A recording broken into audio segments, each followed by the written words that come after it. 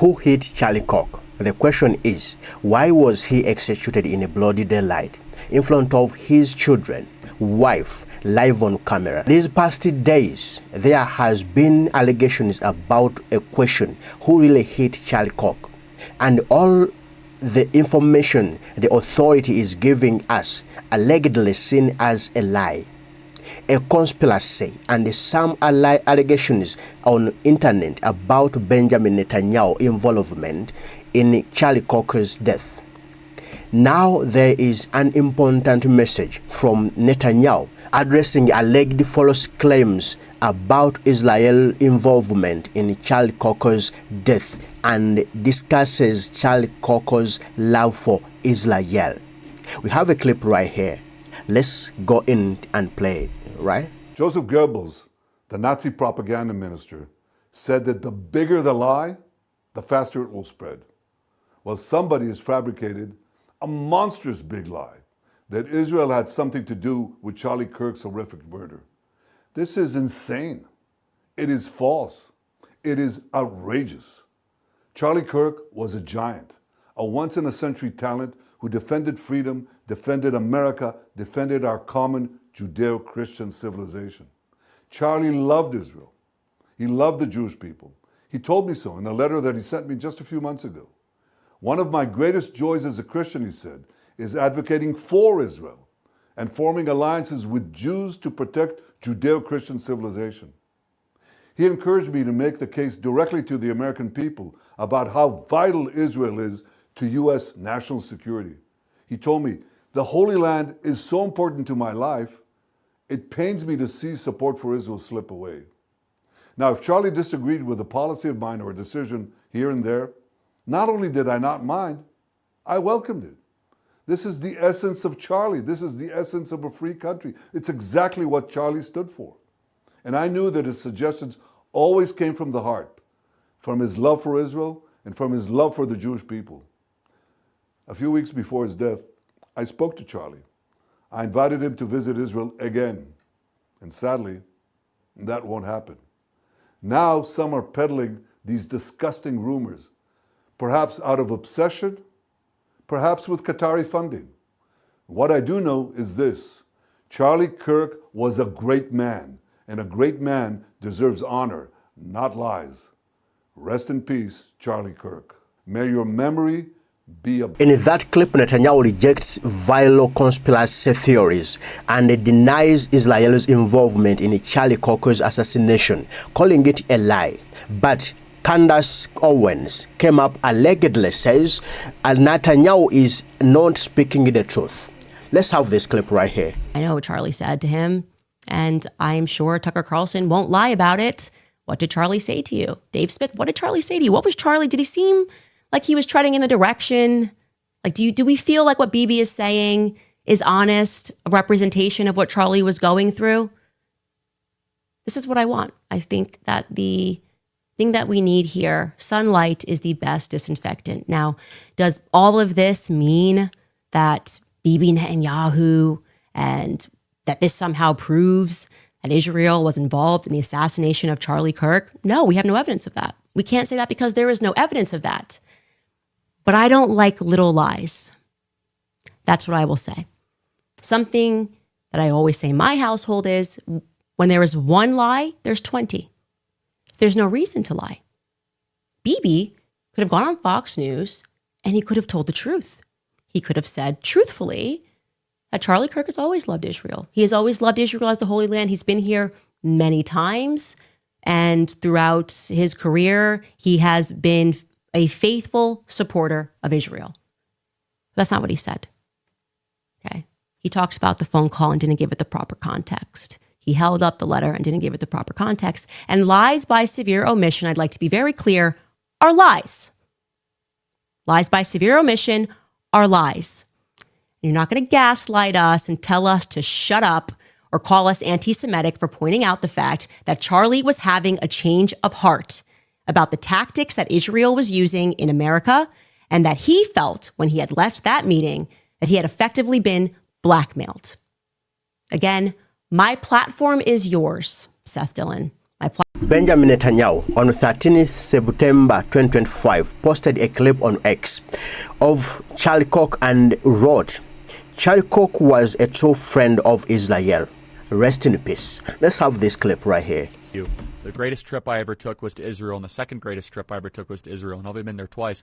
I'm a huge supporter of the Holy Land, of Judea and Samaria, and up against the terrorist organizations, Hezbollah, and the Palestinian Authority. I go to college campuses, and I've spoke at more college campuses than any Christian conservative in the last couple of years. Stanford, Berkeley, Brown, UCLA, University of Texas, University of Michigan, Michigan State University, you name it, I've probably spoken at major universities or states all across the country, from Montana State to Maine. And I am confronted many times by young Christians that believe that Israel is an oppressive apartheid state that basically should not exist in its current form. And so I'm here to clearly communicate to you that we have to do a much better job of communicating, of conveying, I should say, the geopolitical significance of the state of Israel. The world's a better place because of the state of Israel. We have all three monotheistic religions represented in the Israeli Knesset and the Israeli Supreme Court.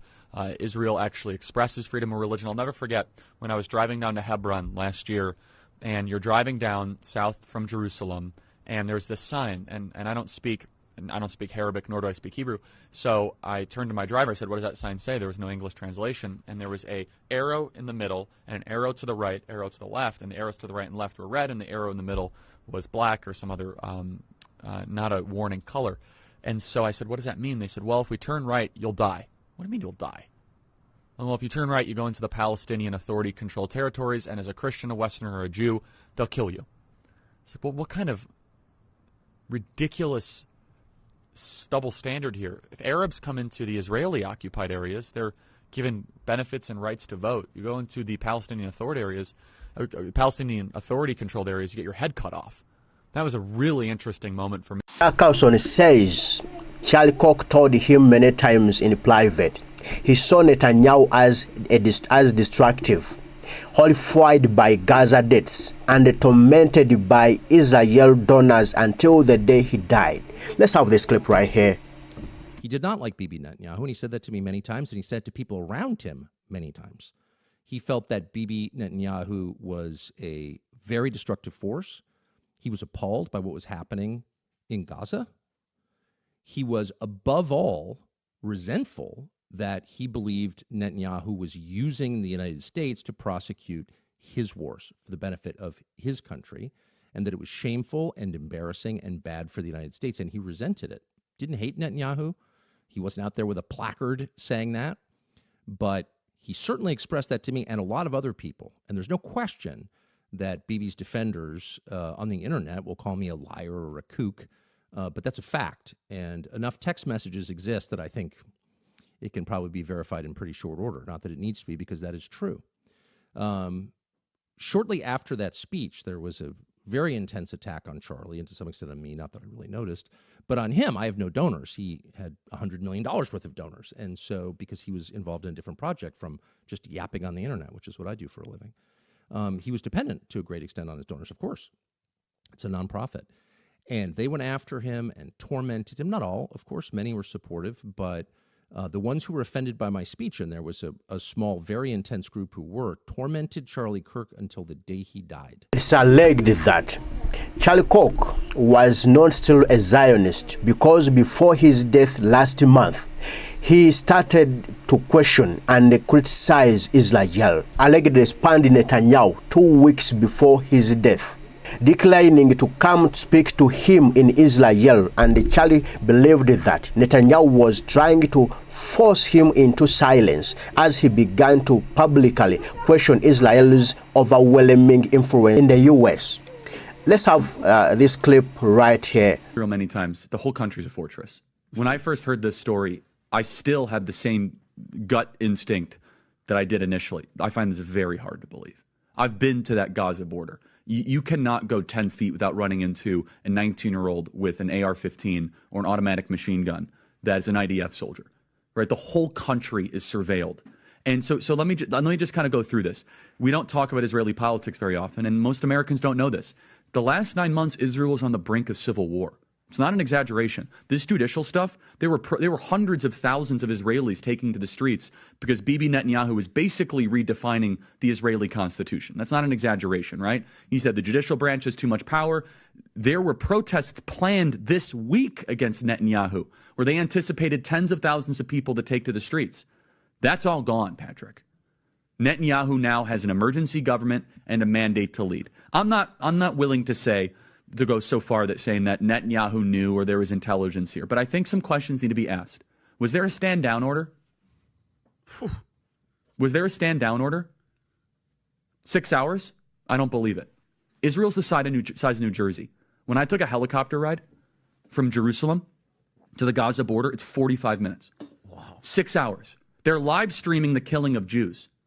Did somebody in the government say stand down? That is a legitimate non-conspiracy question. The whole country is the IDF. The whole country is. Yeah. And you're trying to tell me that they're going to concerts and kibbutzes and schools and by report. Like small lies. And remember, Bibi started this. I am responding to his shamelessness, shameless misrepresentation of what Charlie was going through and what Charlie was saying. Because, and I want to be clear, to me right now, it feels, and I'm using a corporate term here, a bit like a hostile takeover, okay? Charlie builds the company organically on the basis of Charlie and Charlie's honest ideas. Suddenly, that company's got a lot of money, and Charlie's honest ideas are starting to change or maybe add more color. And now he's getting financial threats. He's being called names. He increasingly... he's being told who and what he's allowed to speak to, and he's taking a stance. He's taking a stand privately up to these people, and then it doesn't matter anymore because Charlie's dead, and those very same people who were pressing him are now doing, like, very quickly, trying to set in stone that,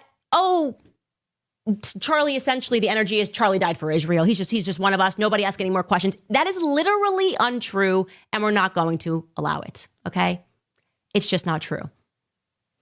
I'm getting even more interesting tips coming from Turning Point employees, something, again, that I didn't even realize until they said it. A lot of information being exposed.